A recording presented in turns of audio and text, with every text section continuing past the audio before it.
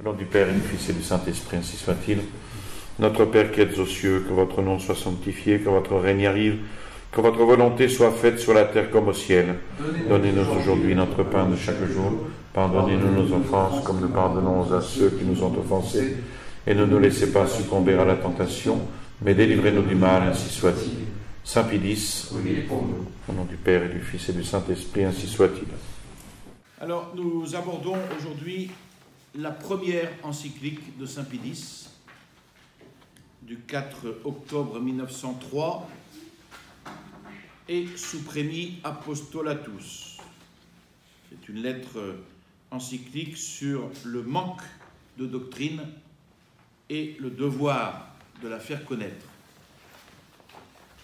Dans cette première prise de parole de Saint Pie-X, le pape rappelle qu'il s'est efforcé, avec larmes et prières, de détourner de lui cette lourde charge du pontificat suprême. Et il cite saint Anselme, qui, en dépit de ses oppositions et de ses répugnances, se vit contraint d'accepter l'honneur de l'épiscopat. Alors, il cite saint Anselme, les témoignages de tristesse qu'il donna, les faisant siennes, mais pour montrer dans quelle disposition d'âme et de volonté il accepte cette mission redoutable de la papauté. Saint Anselme parle d'une calamité qui vient de s'abattre sur lui. Il dit qu'il était, à cette annonce de ce choix, je cite, « plus semblable à un cadavre qu'à un homme vivant, pâle de consternation et de douleur. » À cette élection, ou plutôt à cette violence, dit saint Pie-X, il utilise le terme de violence, je suis victime de violence, à cette élection, ou plutôt à cette violence, j'ai résisté autant qu'il m'a été possible. Mais me voici contraint de reconnaître de plus en plus clairement que les desseins de Dieu sont contraires à mes efforts.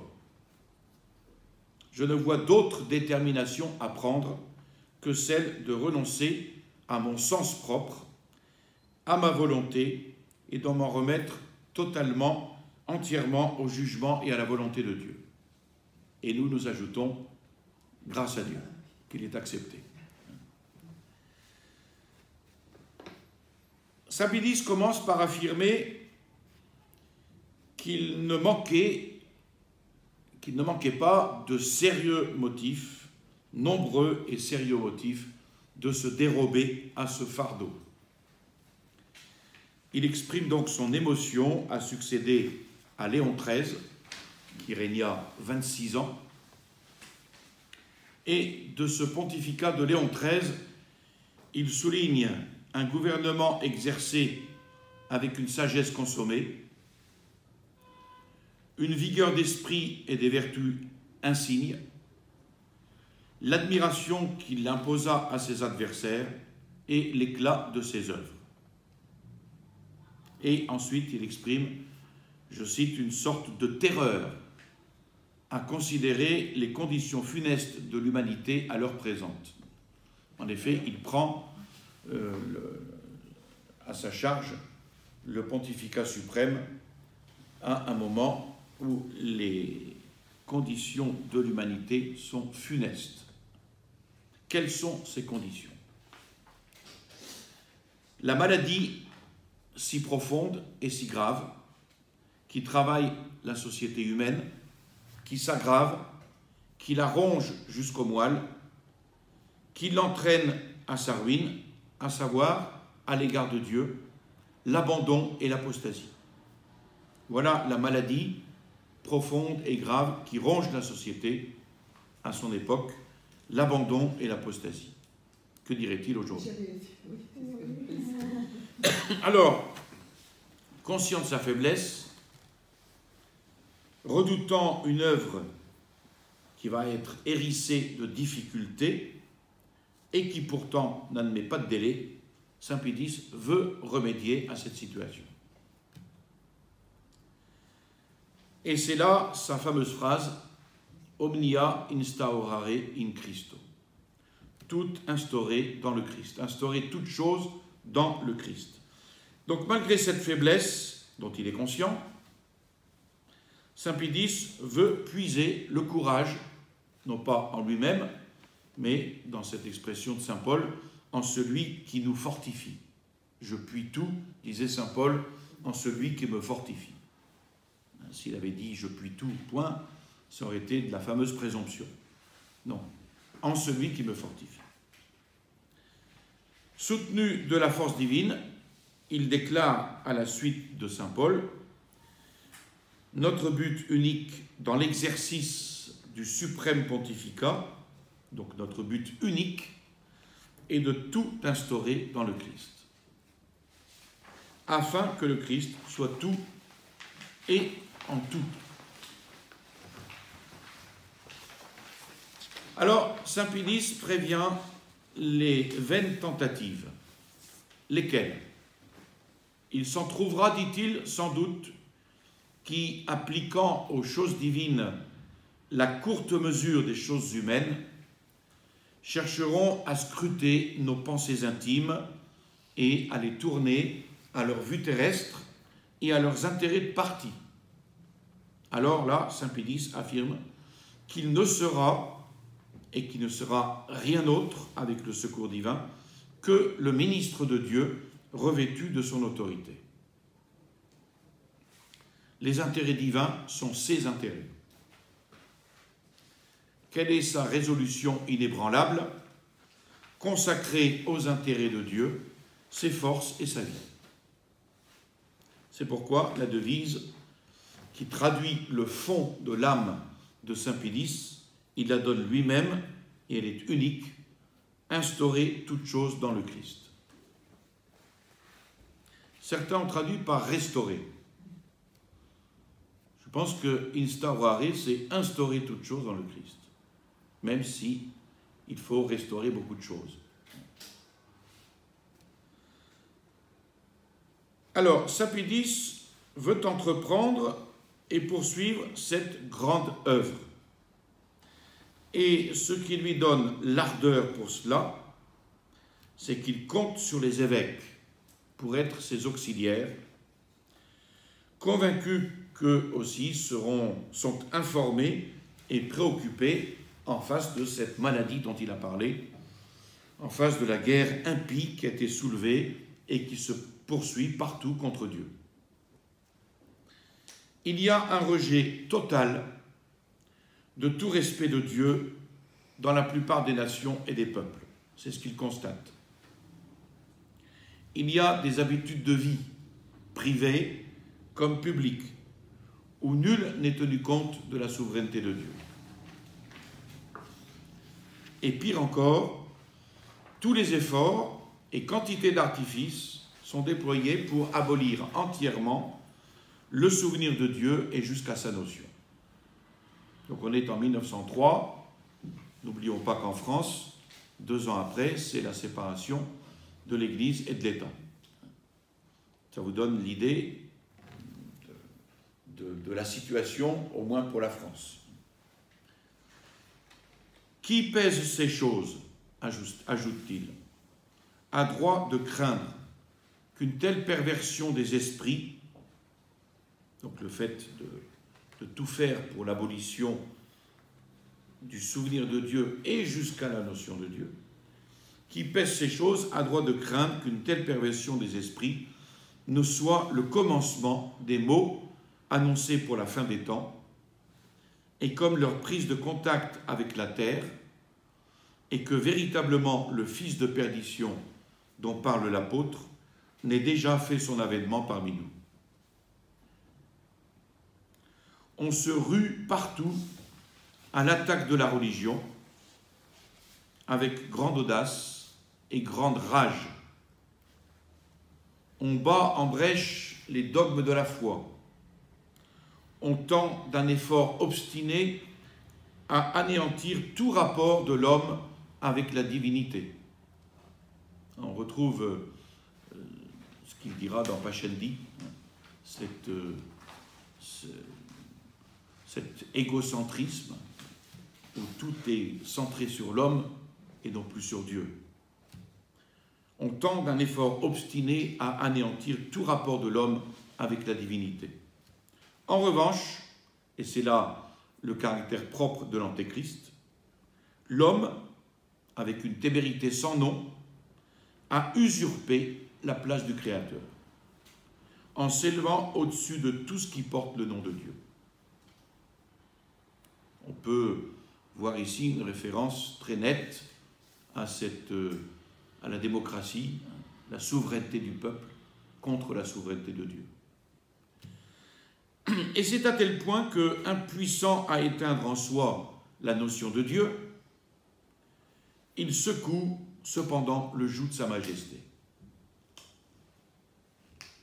Et il se dédie à lui-même le monde visible en guise de temple où il prétend recevoir les adorations de ses semblables. Alors, quelle sera l'issue de ce combat livré à Dieu par de faibles mortels? Nul esprit sensé ne peut le mettre en doute. Il est loisible à l'homme qui veut abuser de sa liberté de violer les droits et l'autorité suprême du Créateur. Mais au Créateur reste toujours la victoire.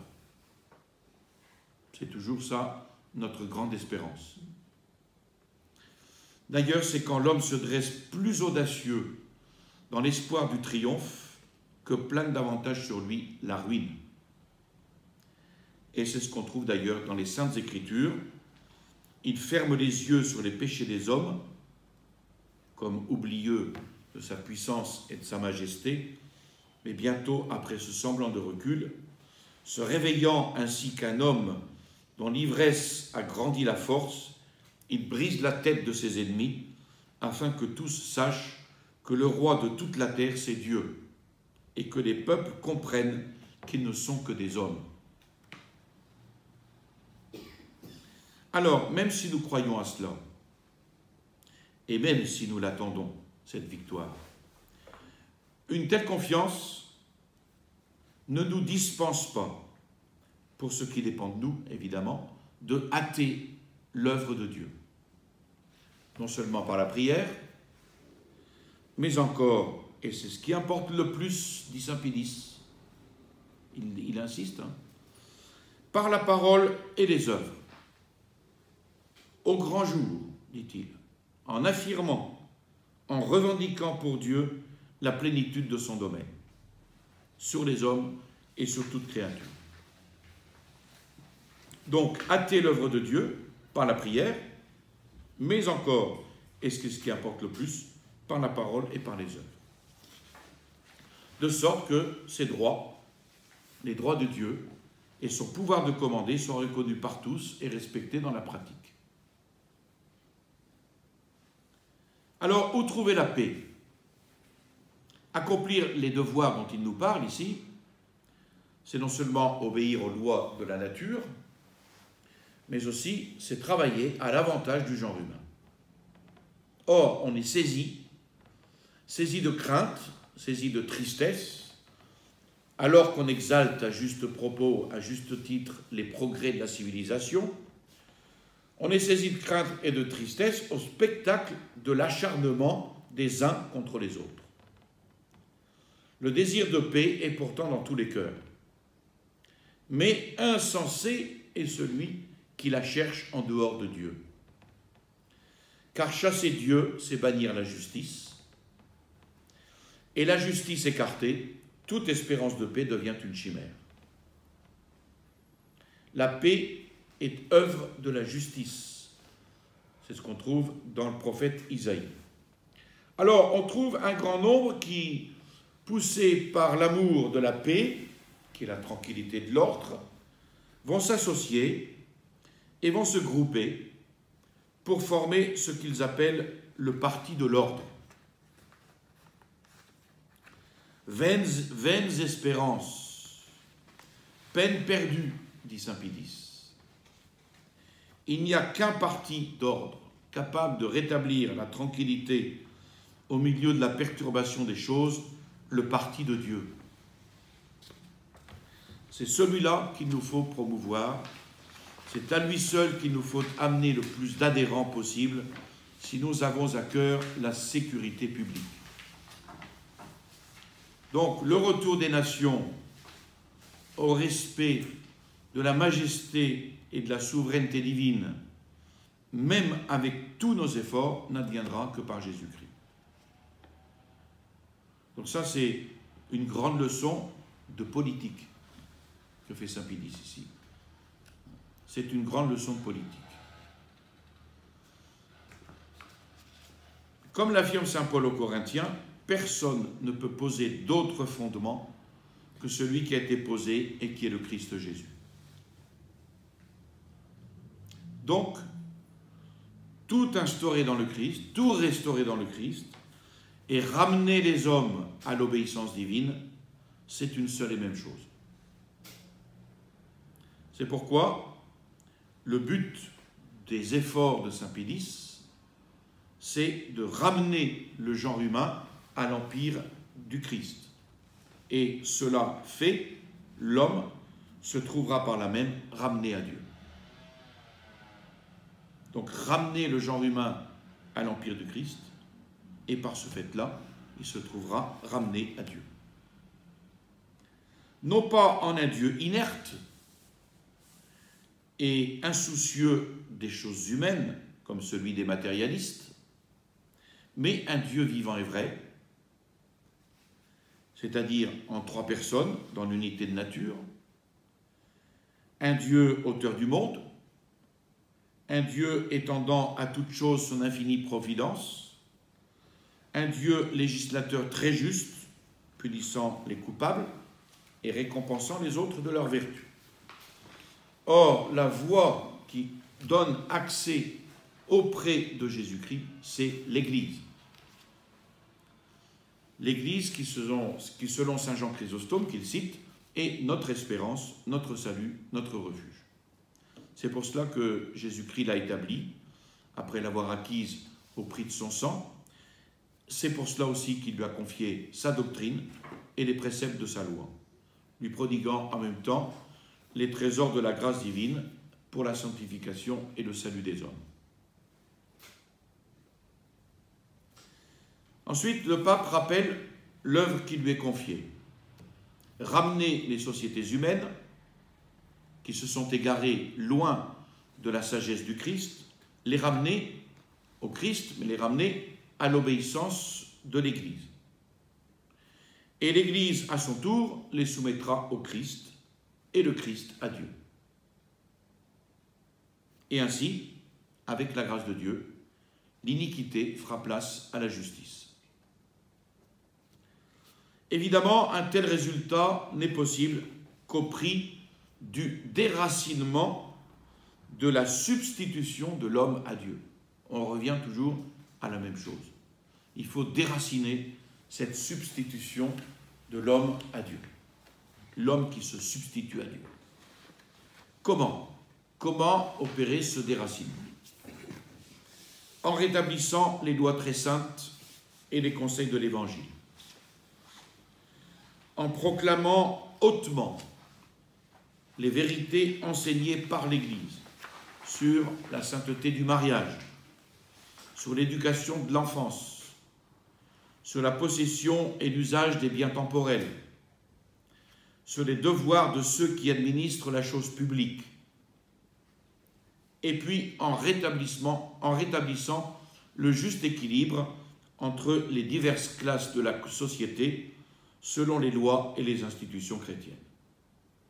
Là aussi, nous avons un programme politique. Un autre moyen, former de bons prêtres. Le rôle des évêques est de seconder le pape par leur sainteté, par leur science, par leur expérience et par leur zèle surtout pour la gloire de Dieu, ne visant à rien d'autre qu'à former en tous Jésus-Christ. Alors, quels moyens employer pour un but si élevé? Il s'adresse donc ici, pointe le rôle des évêques. Premier soin, former le Christ dans ceux qui, par le devoir de leur vocation, sont destinés à le former dans les autres, à savoir les prêtres. Quelle est leur mission? Engendrer des âmes jusqu'à ce que le Christ se forme en elles. Et pour accomplir un tel devoir, eh bien, ils doivent être eux-mêmes d'abord revêtus de Jésus-Christ. Sinon, ils ne peuvent pas accomplir ce devoir. Si les fidèles doivent aspirer à la perfection, cette obligation, évidemment, appartient principalement à celui qui exerce le ministère sacerdotal.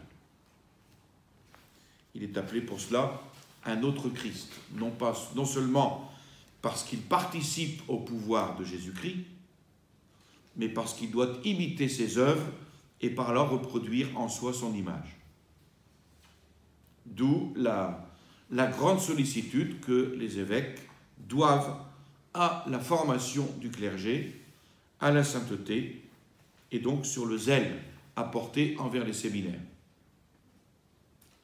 C'est ce que Monseigneur Lefebvre a voulu faire aussi en fondant la fraternité Saint-Pédis. Dans les séminaires, à l'intégrité de l'enseignement, il faut joindre la sainteté des mœurs. En effet, tels seront ceux admis au sacerdoce, tels seront dans la suite les fidèles confiés à leur sollicitude. Tel fidèle, tel prêtre. Si les fidèles sont ainsi, c'est en raison du sacerdoce, en raison de leur prêtre. On voit aujourd'hui dans l'Église, la situation de l'Église aujourd'hui, d'où vient-elle? En tout cela, qu'il n'y ait aucun intérêt particulier, mais que les évêques aient uniquement en vue Dieu, l'Église et le bonheur éternel des âmes. Donc pas d'intérêt particulier. Ensuite, prendre particulièrement soin des jeunes prêtres. Saint Pédis demande ici aux évêques d'avoir une sollicitude particulière pour les jeunes prêtres. Pressez-les souvent sur votre cœur qui doit brûler d'un feu céleste. Réchauffez-les, enflammez-les, afin qu'ils n'aspirent plus qu'à Dieu et à la conquête des âmes. Saint Pédis s'assure donc qu'il veillera avec le plus grand soin à ce que les membres du clergé ne se laissent point surprendre aux manœuvres insidieuses d'une certaine science nouvelle qui se pare du masque de la vérité et où l'on ne respire pas le parfum de Jésus-Christ. Il pointe évidemment ici le modernisme qui déjà a sa source dans l'américanisme. C'est une science menteuse qui, à la faveur d'arguments fallacieux et perfides, s'efforce de frayer le chemin aux erreurs du rationalisme ou du semi-rationalisme. Et saint Paul avertissait d'ailleurs déjà Timothée: garde le dépôt, évitant les nouveautés profanes. Donc saint Pédis va juger digne d'éloge ces prêtres qui se consacrent à d'utiles études dans toutes les branches de la science, se préparant ainsi à mieux défendre la vérité et à la réfutation des calomnies des ennemis de la foi. Mais il préfère ceux qui, sans bien sûr négliger les sciences ecclésiastiques et profanes, se vouent plus particulièrement au bien des âmes et à l'exercice du ministère. Enfin, il déplore ces prêtres qui, cédant à des goûts personnels, dépensent leur activité en des choses d'une utilité plus apparente que réelle.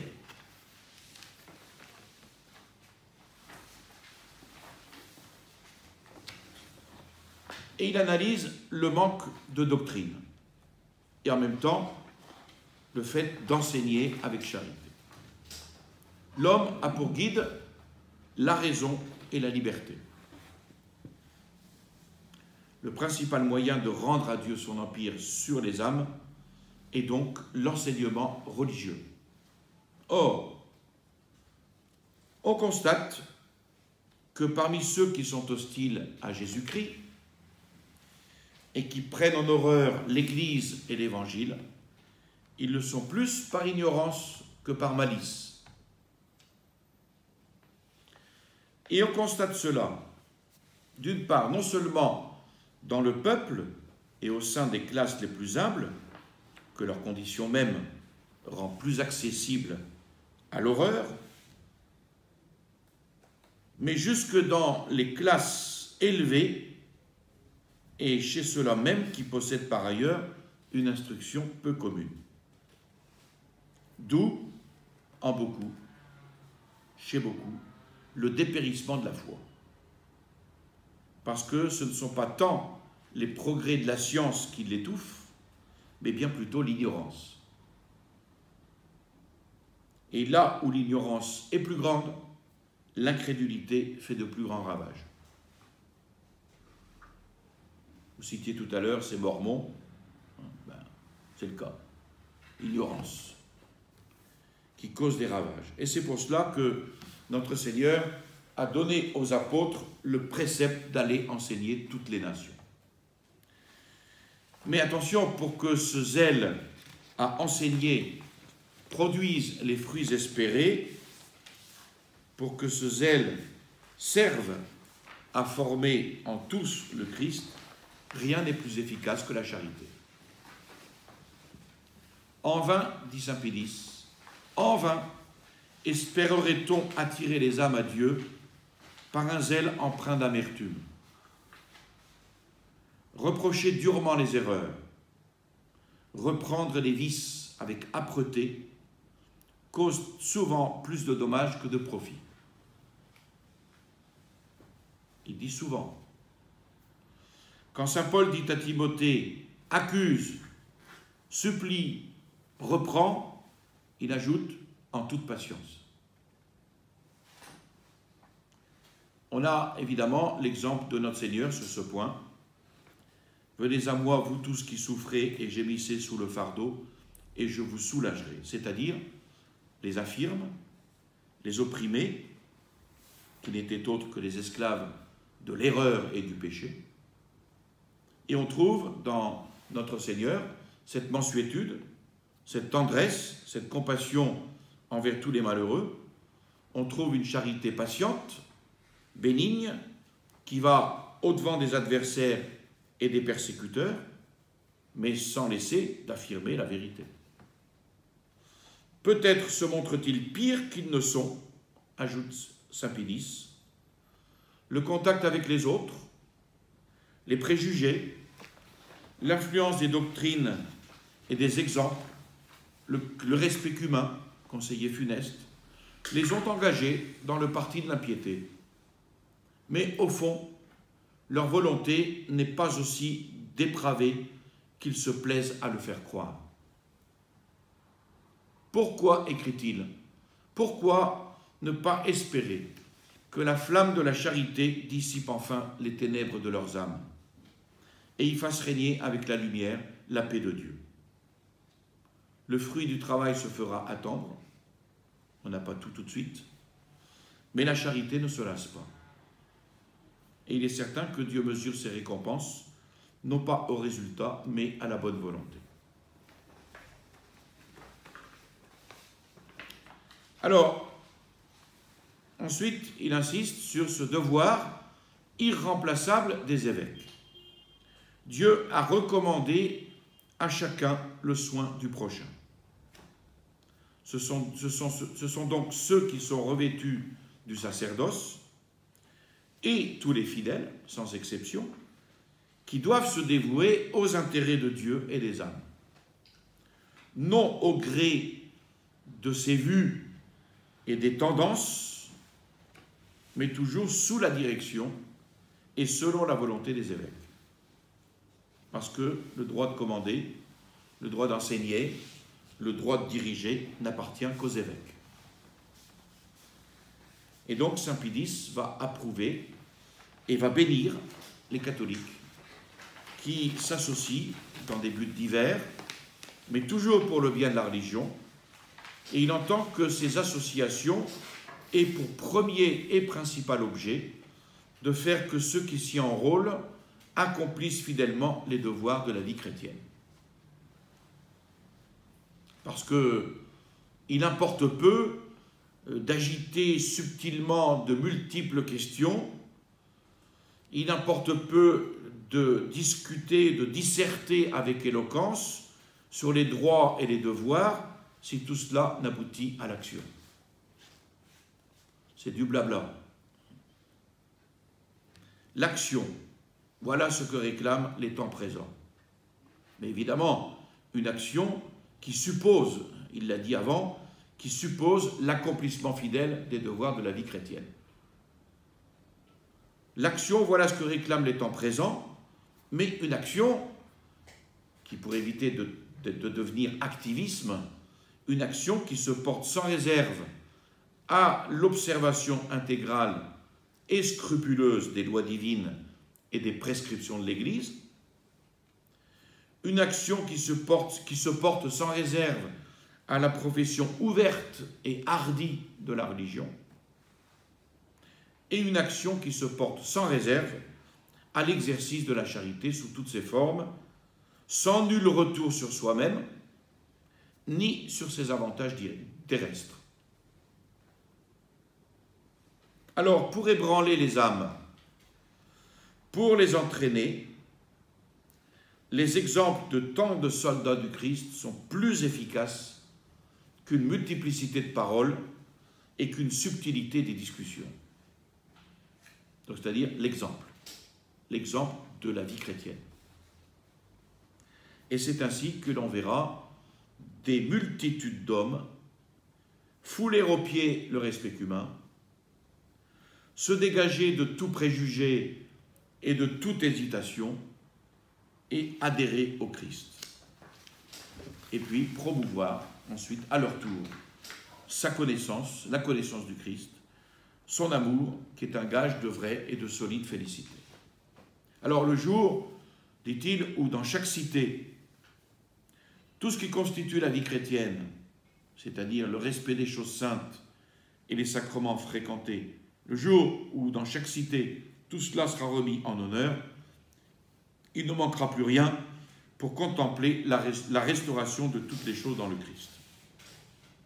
Là aussi, c'est encore un clin d'œil à tout programme politique. Respect des choses saintes, sacrements fréquentés, tout ça, si c'est remis en honneur, eh bien, il ne manquera plus rien.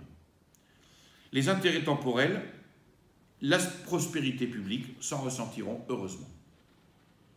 Et là, les intérêts temporels et la prospérité publique, c'est le bien commun politique.